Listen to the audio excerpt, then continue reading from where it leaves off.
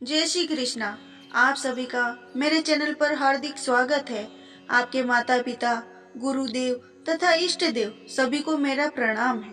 आज मैं आपके लिए माघ मास महात्म की कथा का दूसरा अध्याय लाई हूँ। माघ मास की कथा सुनने या पढ़ने मात्र से भगवान विष्णु आपकी हर मनोकामना पूरी करते हैं और माघ मास में स्नान करना अत्यंत पुण्यदायी होता है।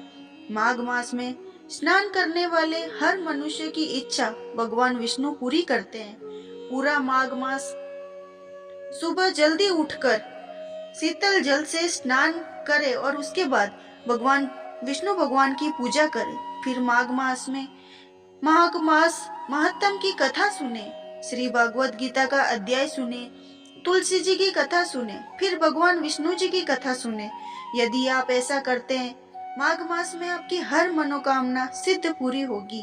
माघ मास में मनुष्य को भजन, कीर्तन और सत्संग करते रहना चाहिए। ऐसा करने से जाने अनजाने में जो भी पाप हुए वो नष्ट हो जाते हैं। भगवान विष्णु का पूजन सच्चे भाव और सच्ची श्रद्धा से करना चाहिए। यदि मनुष्य ऐसा करता है तो उसे 100 गुना पुण्य की फल की प्राप्ति होती है। माघ मास नहाने वाले को भगवान विष्णु समस्त दुखों का विनाश करते हैं, उनके महान कष्टों का निवारण करते हैं। भगवान विष्णु को माघ मास अधिक प्रिय है और उनको माघ मास में तुलसी दल अवश्य चढ़ाना चाहिए। अब मैं आपको माघ मास में सुनने वाले माघ मास महात्म का कथा का दूसरा अध्याय सुनाने जा रही हूँ। श्री गणेशाय नमः। राजा के ऐसे वचन सुनकर तपस्वी कहने लगे कि हे राजन, भगवान सूर्य बहुत शीघ्र उदय होने वाले हैं, इसीलिए ये समय हमारे लिए स्नान का है, कथा का नहीं।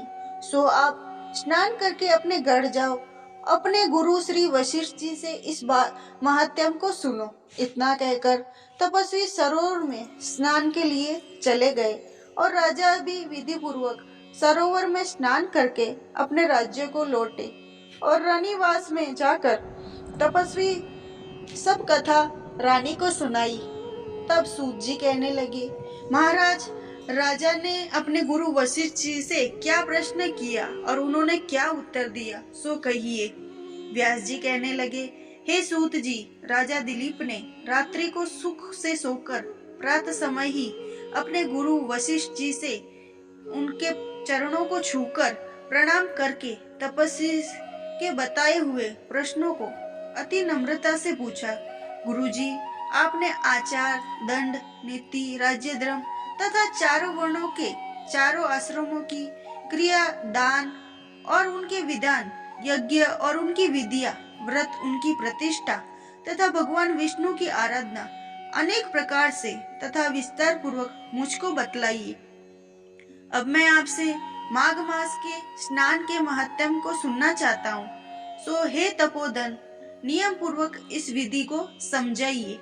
गुरु विशिष्ट जी कहने लगे, हे राजन, तुमने दोनों लोगों के कल्याणकारी, वनवासी तथा गृहस्थियों के अंतकरण को पवित्र करने वाले माघ मास के स्नान का बहुत सुंदर प्रश्न पूछा है। मकर राशि के सूर्य के आने पर माघ मास में स्नान का फल गोभूमि, तिल, वस्त्र, स्वर्ण, अन्न, घोड़ा आदि दानों तथा चंद्रायण और ब्रह्मकुर्च व्रत आदि से अधिक होता है।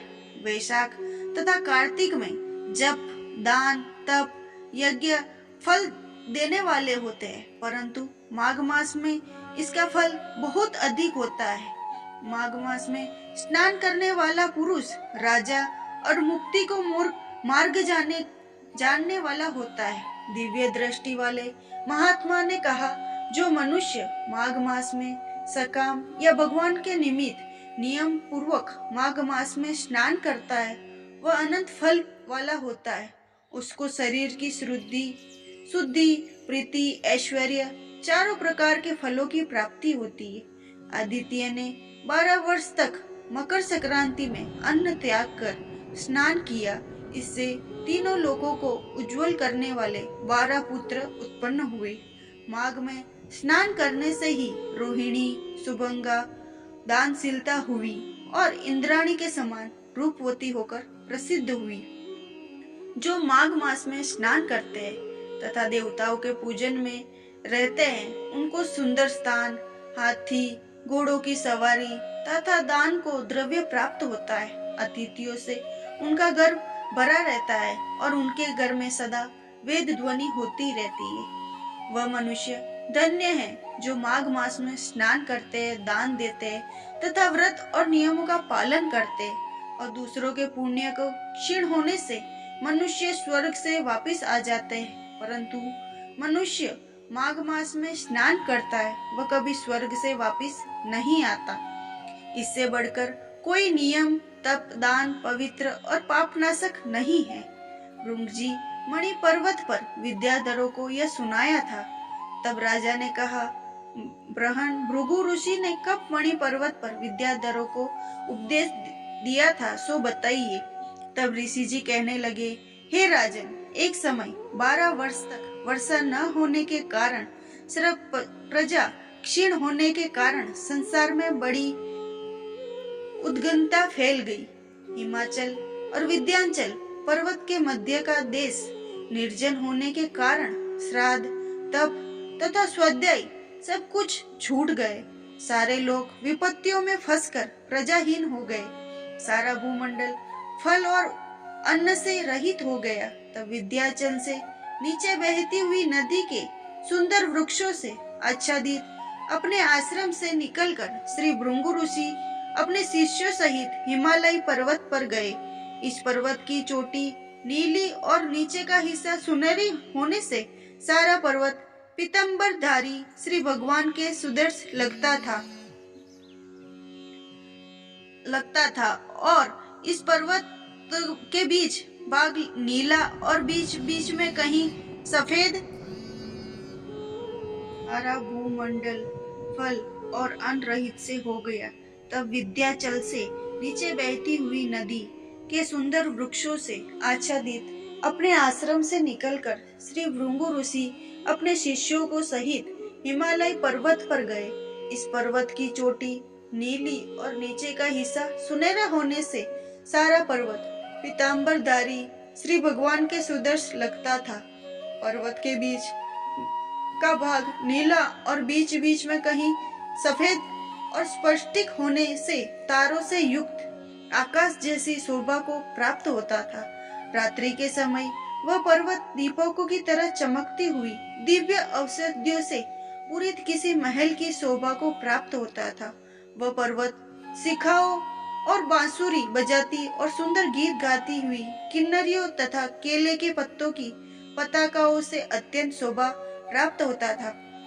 यह पर्वत नीलम, पन्ना, पुखराज तथा इसकी चोटी से निकलती हुई रंग बिरंगी किरणों से इंद्रधनुष के समान प्रतीत होता था। स्वर्ण आदि सब धातुओं से तथा चमकते हुए रत्नों से चारों ओर फैली हुई अग्नि ज्वाला के समान शोभायान था। इसकी कदरा ओ में काम पीड़ित विद्याधरी अपने पतियों के साथ आकर रमण करती थी और गुफाओं में ऐसे ऋषि मुनि जिन्होंने संसार के सब कलेशों को जीत लिया है, रात दिन ब्रह्म का ध्यान करते हैं और कई एक हाथ में रुद्राक्षी माला लिए हुए शिव की आराधना करने में लगे हुए हैं।